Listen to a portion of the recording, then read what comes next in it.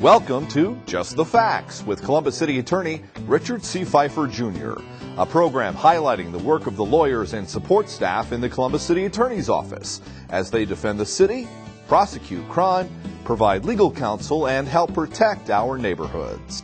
Repeat after me. Tear it down. Tear it down. To build it up. To build it up. Tear it down. Tear it down. To build it up. To build it up. Tear it down. Tear it down. To build it up. To build it up. Let's go tear it down. Recently, Poindexter Towers came under the wrecking ball. I'm Columbus City Attorney Rick Pfeiffer, and you're watching Just the Facts. In this episode, we're going to talk about the Zone Initiative. The Zone Initiative is a program we started in 2008 and gets its name from the fact that it is designed around the Columbus Division of Police's 5 police zones. An assistant city attorney is assigned to each one of these zones. So what does the Zone Initiative do? Our goal is to work closely with police, fire, code enforcement, the health department, along with community groups and residents to identify and address public nuisances that blight our neighborhoods. In Zone 1, which generally covers the far northern part of Columbus, is Bill Sprlaza. One of the particular functions that Bill does that no one else in our office does is handle the objections to the renewal time of liquor permits for those establishments that aren't following the law. Bill, could you explain what it is you do in that regard with particular emphasis on how a citizen who's concerned might get involved? Yes. If an establishment such as a bar or a restaurant or a carryout wishes to sell alcohol, they need to obtain a liquor permit. They need to obtain that liquor permit through the Ohio Department of Commerce, through their Division of Liquor Control. And on a yearly basis, that establishment has to apply to have that permit renewed. It's at that point that City Council, through its Public Safety Committee, chaired by Councilwoman Michelle Mills, in collaboration with our office, City Attorney's Office, and with the Columbus Police Department, decide whether or not to object to that renewal. We base that decision on whether or not the particular establishment is operating with regard to the law as it pertains to liquor sales, or in general, if the operation is such that it compromises public safety in the area. This is really the point where I think citizens can get involved. If a citizen believes that a liquor establishment, a carryout, a bar, a restaurant is operating in disregard of the liquor laws or is operating in such a way that's compromising the public safety, then they should contact me directly to let me know what that establishment is and what they know about it. Now, is this a fast process? If somebody believes the liquor permit holder is not following the law, can we quickly yank their permit if we get the evidence, or is this going to take some time? Unfortunately, it is not a fast process. It is going to take some time. The objection process itself tends to occur near the end of the year, and the hearings tend to occur the following summer. So it can take some time, but that is the process we have. And Columbus City Council, with Chairman Mills in charge of this effort, is actually involved? Absolutely. They are involved, and they, along with us, make the presentation to City Council to decide which establishments to object to. In Zone 2, on the south side and far east portions of Columbus, is Jiza Page. And Jiza is one of the 2 attorneys that brings a lot of cases to the Environmental Division of the Franklin County Municipal Court attempting to abate nuisance properties. Jiza, could you explain what it is you do in terms of abating nuisances? What are the nuisances, and where do we bring them to try to get resolution, and how can citizens help do what you do? A majority of our nuisances are dealing with actual property, structures, houses. They have been either fire damaged, vacant and abandoned. They aren't secured. The siding is coming off. There are issues with gutters. We, as the City Attorney's Office, represent code enforcement and building, and we take any uncomplied orders before the environmental court and ask that the judge order those properties to be brought into compliance. So what would we have to bring as far as evidence, and who could help us bring that evidence to court so that we could prove it's a nuisance and abate that nuisance? We ask for code enforcement and our building investigators, as well as the community. Our code enforcement officers bring the uncomplied orders and the things that, according to our code, are in violation. And our community members are able to speak to the judge about the effects that this particular property is having on their entire community. So high grass, broken windows, gutters falling off, roofs leaking? Yes, all those things are code violations, and it can be anything that is in violation of our code. Now, are you out in the community listening to community groups and their concerns with these issues, and if so, how often? Yes, I frequently go to block watch meetings, civic association meetings, as well as area commission meetings. And I am available as well as at my office to speak with them. And at the meetings, I encourage them to let me know what properties are problem properties in their community so that we can figure out what can be done about it. In zones 3 and 5, for the Near East and West sides, is our newest addition, Kristen Crofledge. Kristen's a new attorney with us, and she's out there in the field right now learning about the community. Kristen, can you tell us how you go about connecting with the people that you are working with out in the community, what you do and how you do it? We have some real community leaders. I think working with the area commissions, civic associations, block watches, various police, including roll calls, really helps to pull community leaders, concerned citizens together, and it's allowed me to explore some of the problems that are out there in the communities and some of the solutions that the communities themselves are working to achieve. So what do? You just look on the website and call up these folks and say, I'm Kristen Crofledge, I want to come out and talk to you? Sometimes. What kind of response do you get? A very positive one. We have some very concerned citizens, very dedicated for solutions, and that's what it's going to take. So, how best can individual citizens or civic groups work with you to identify a problem and try to figure out what the solution might be, if in fact there is one? Well, a lot of it is me listening to them. And the first step is definitely to place a phone call, talk about the issues, and allow me to get out there and hear what the community is saying. Now, and what kind of response are you getting when you're out there? A very good response. Yeah, there's a lot of problems, but we have a lot of community members who themselves know the solutions. Sometimes it takes patience and time, but there is a lot of dedication. Steve Dunbar is the attorney assigned to Police Zone 4. In addition to doing the regular duties of his own attorney in that respect, Steve also is one of our police legal advisors. Steve, could you explain exactly what it is you do in that capacity and how the public might be able to help you do what you do? Sure. As legal advisor, I give advice to the Division of Police. That includes about 1,800 sworn personnel, everyone from the Chief of Police down to individual officers with very specific concerns. The way I can most help folks in the community, and those people can help us, is by conveying information to us. That could be at community meetings, calling me, emailing me. I can then take that information back to the Division of Police, make sure that the folks at the division have the information legally they need to effectively address these problems. So to do that, are you frequently out at community meetings, in area commission meetings, civic association meetings? I am. I'm at regular area commission meetings and civic association meetings, best I can get to them. Also, whenever there are specific issues that come up, block watches have certain issues, or just neighborhoods have issues about specific criminal activities or other activities, I'll attend those, often with people from the police department. Again, take that back to the police department, make sure they have all the information they need, and I can help them along the way to address those concerns. Do you have any specific examples of things that have popped up recently where the citizens' input has been helpful in us trying to solve a problem? Absolutely. Everything from the quality of life crimes such as graffiti, taking that back to police officers, working on how to put together the best criminal and civil cases.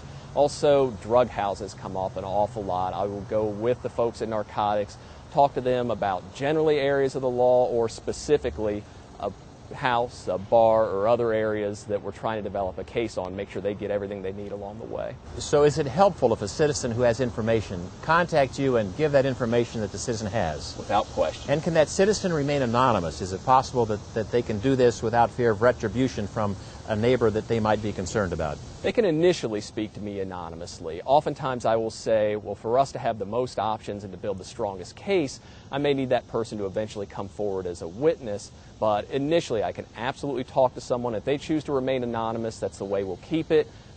If not, then we can go another route also. While you can see that the Zone Initiative was designed to enhance communication between our office, the police, code enforcement, fire, and the Board of Health, including neighborhood associations and other community organizations, we also work closely with other governmental agencies and nonprofit groups.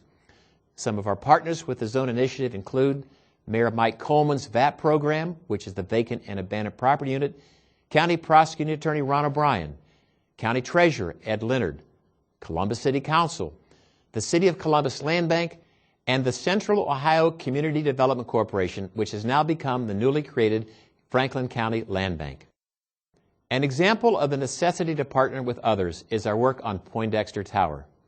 Located on the former site of the Mount Vernon Avenue School, this 10-story structure was built in 1960 and served as a senior citizen housing complex by providing low-cost apartments through the Columbus Metropolitan Housing Authority. However, in 1996, the Housing Authority sold the tower to a private developer who converted the apartments into 101 condominium units. Through no fault of the residents, the building fell into a state of disrepair and was no longer habitable. That's when the Zone Initiative stepped in and initially filed an agreed permanent injunction and order with the Environmental Court and obtained a nuisance abatement declaration. From there, we had to perfect service on as many of the 101 condo owners as we could. The county prosecutor's office took some of the units to tax foreclosure, while others transferred ownership to the county land bank. In the end, all but 2 of the units were transferred to the county land bank, which agreed to the Environmental Court's demolition order. The land bank, what it does is it really provides us with a new tool that allows us to take properties through the tax foreclosure process. Properties that are vacant and abandoned, we're not pushing anyone out of their home, but we're taking properties that are vacant and abandoned and pushing them through the foreclosure process, and then we are able to cut off the sheriff's sale process, which keeps speculators out that may not necessarily do something with the property, and it allows us to devote some additional resources to Now, when you say take, now someone has owned the property, and that owner has not done what that puts that owner in a position to have us go after the property the owner owns. What did the owner not do? Well, first, they haven't paid their taxes. I mean, so they've got delinquent taxes, and oftentimes it's a couple of years' worth of delinquent taxes before we're going to pursue it. And then also that they've left it abandoned. They've essentially let it fall into disrepair. But when you choose to go after that vacant property, the owner who has the back taxes, does he or she still have an opportunity to bring those taxes current and keep the property? Absolutely. They've always got the right during the whole process of the foreclosure lawsuit. They have the opportunity and the time to get into a payment plan or to get that property paid in full. So we're not just arbitrarily taking people's property. Absolutely We're not. first notifying them that they have an obligation to pay their taxes. We're giving them an opportunity to do that. We're explaining to them they created a nuisance property, and if they don't want to help us out, then we're going to take them to court and we're going to abate the nuisance. Exactly. That's the whole objective, is to provide a process, but also make sure that we try and expedite that process, but we're still giving the property owner plenty of time to work with us to get those taxes paid, and if they don't, then we're going to take that property. So we believe this is a good mechanism, and we're putting it in place, and we want to show results to the citizens of Franklin County. Absolutely, that's the objective. We want to make an impact. Sadly, this once proud building will cost close to $1.1 million to remove the asbestos and demolish what has become a dangerous blight. It's also worth noting that the condo owners who didn't want to convey their parcels are responsible for their share of the demolition costs, which average over $10,000 per unit. We also talked to Joel Tiefer, the executive director of the Central Ohio Community Improvement Corporation. Now, you have accepted the role to lead the Central Ohio Community Improvement Corporation. What does that mean? Does that mean you're going to be a landlord or a slumlord of all these bad properties? No, in fact, we're going to operate based on experiences of other similar organizations. We will only be taking properties that we know what's going to happen to them before we take them. But the properties you take will be nuisance properties. That is correct. So when you take a property in, you'll have an exit strategy to know how someone's going to come up with the funds to abate that nuisance. That's correct. And in many cases, we may demolish it if that's what's appropriate. And how do you identify the properties that you're going to take control over and eventually have the nuisance abated? How do you make the decision as to what properties you're going after? Well, in the first place, these properties must all be vacant and abandoned. And the easiest way that we will use to take over the properties is by tax foreclosure, real estate tax foreclosure. Using Ron O'Brien's county prosecuting attorney's office. Exactly.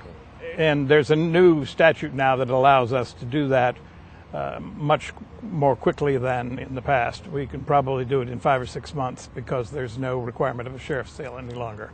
Now, you're going to have some money to help operate your program. Where are you going to get those funds? We are receiving funds from what they are called DTAC funds. DTAC? How do you pronounce? What's that acronym, or how do you pronounce? What are those letters? Well, the first 2 are delinquent tax. Okay. These are the penalties and interest collected when taxes are paid late. So once again, as we try to emphasize, when we attack societal problems like nuisance properties. One individual, one office doesn't do it alone. It takes the cooperation work of a group of folks, and it's only through that cooperation and patience that we get things done. That's absolutely correct. Once again, you can see that vacant properties do harm a city. It could be big ones like Poindexter, it could be small ones, or it can be other ones which we have found recently. We're down here on Lockbourne, south of Livingston Avenue, at a complex referred to as the Lockwood Apartments. These are basically 10 structures which at one time were occupied as residential units. But as you can see looking around, they're all vacant, and this one particular building had a pretty serious fire. About 5 or 6 years ago, and I was out moseying around looking at the neighborhoods, I came across this property and wondered what was going on. So part of what we do is work with the Development Department's code enforcement officers, and we started to inquire. Well, these properties were owned by an individual who was not taking care of them, so we filed a criminal charge against him. We got a judgment, and he was supposed to fix the properties up. Well, he never did. In fact, what he did then was sell them to someone in New Jersey, which we couldn't find, but these remained vacant. So we then worked with the City of Columbus Land Bank, which is different than the County Land Bank, is an integral partner with our zone initiative. I'm here with John Turner. John has a title. It is the administrator of the city's land bank. And John is a very important team member of what we all try to do here in the city when we abate nuisances. It's John's judgment and John's decision that we will decide what properties we can take into the city to begin to abate the nuisance. John, could you explain what it is you have to do, the many constituencies you have to deal with, and it's fundamentally, how do you get your job done? Sure. A land bank is an office of the city that actively pursues ownership of abandoned property. We like to say that we are the property owner of last resort. So we go after the properties that the private sector has washed their hands of. The primary tool that we use to acquire the property is tax foreclosure. So when a property is delinquent and vacant, we can work with the county prosecutor's office, open up a tax foreclosure, and if nobody bids on the property or wants the property at the sheriff's sale, the city will gain title to that property. Now, I remember over a year or so ago, the Columbus Dispatch did an expose on a lot of these abandoned nuisance properties and said, look, the city of Columbus owns these bad properties. What's the city doing?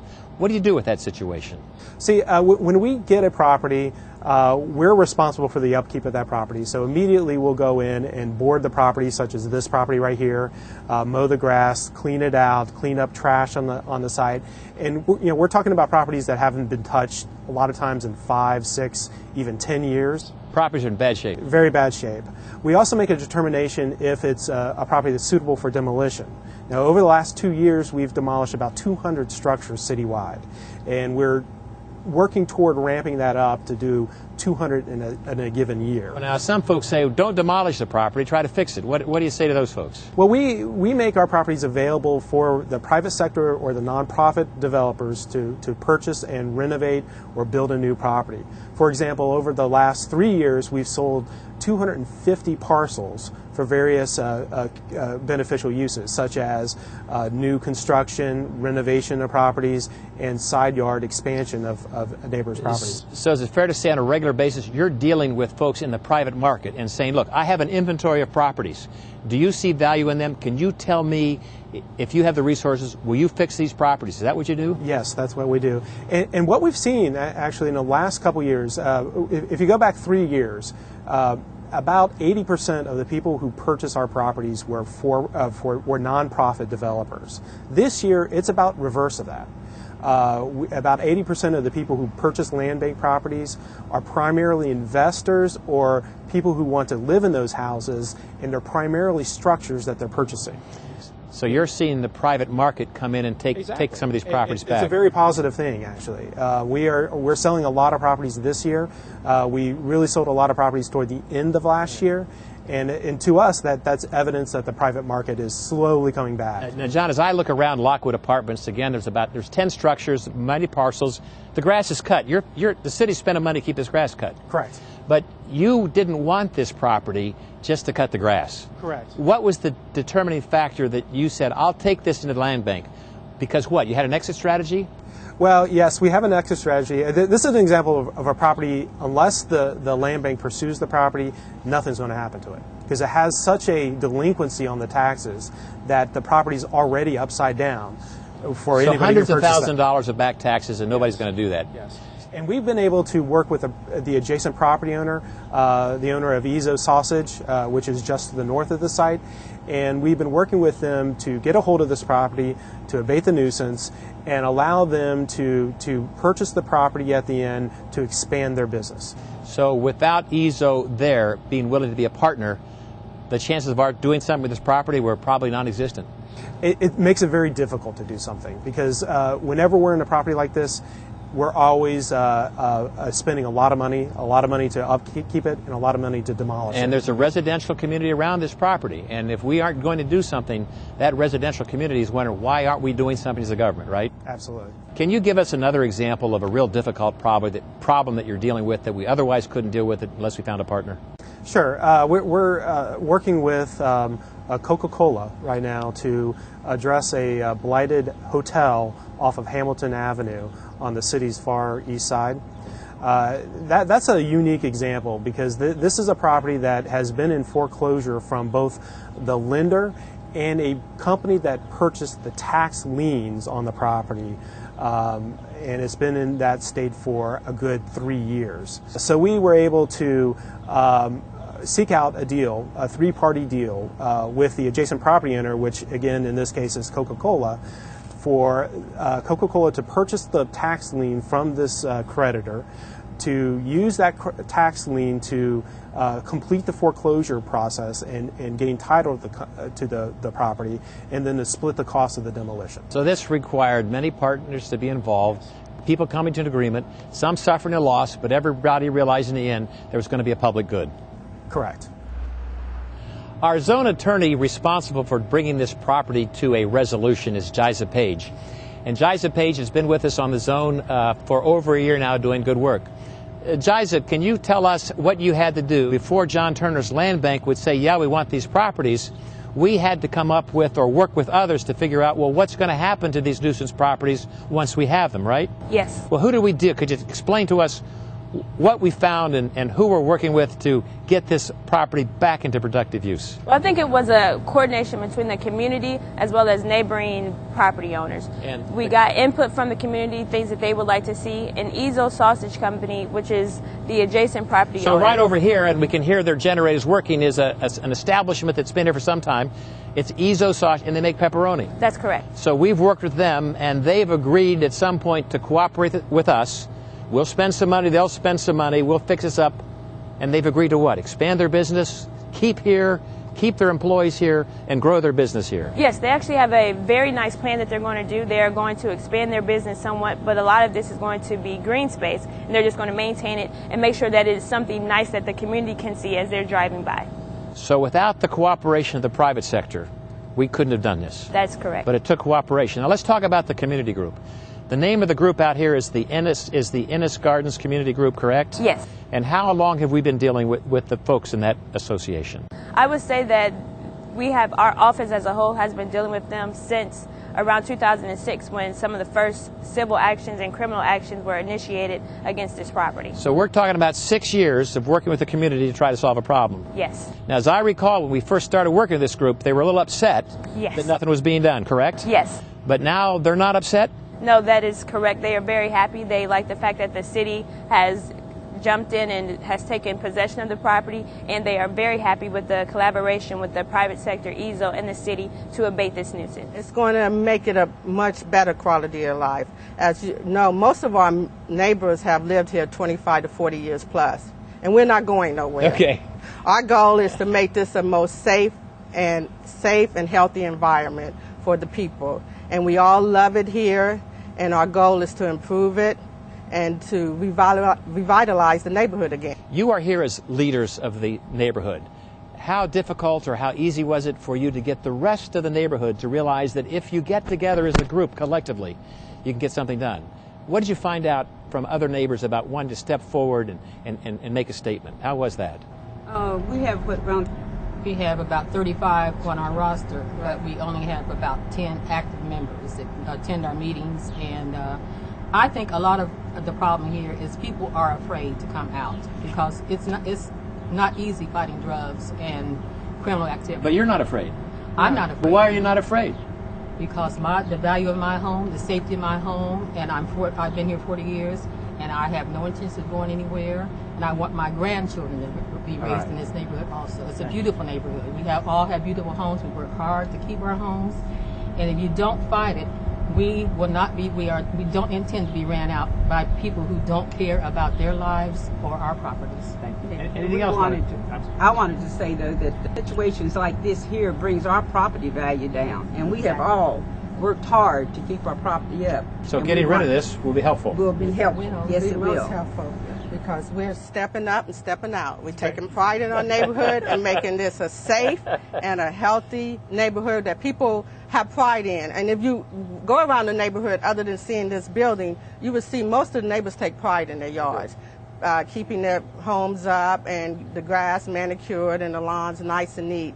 So it's just this area. So we start here, we're moving on. I'd like to say one more thing. We'd like to thank the appreciation of Ezo Sausage. They have stepped in and been supportive of us for a while. Right. And they have taken a blunt of this also. They're building their businesses right next door, and they have paid the price, and they are just as thankful as we are. We're hoping that by tearing these buildings down and advancing our company and also making a green space for the community, it will give others incentive and motivation to step up and step forward to reclaim their community. Now, it's my understanding that Ezo Sausage could have decided that it was going to go someplace else.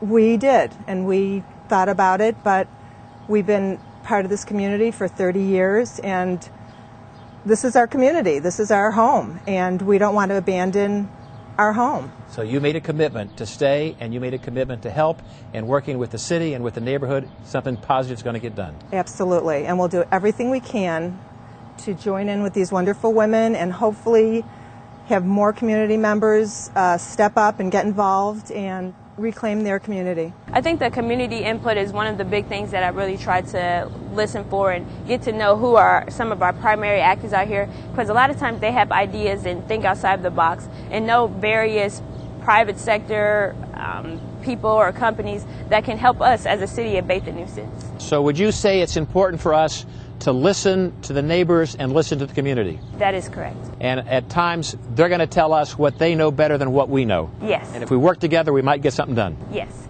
Thanks.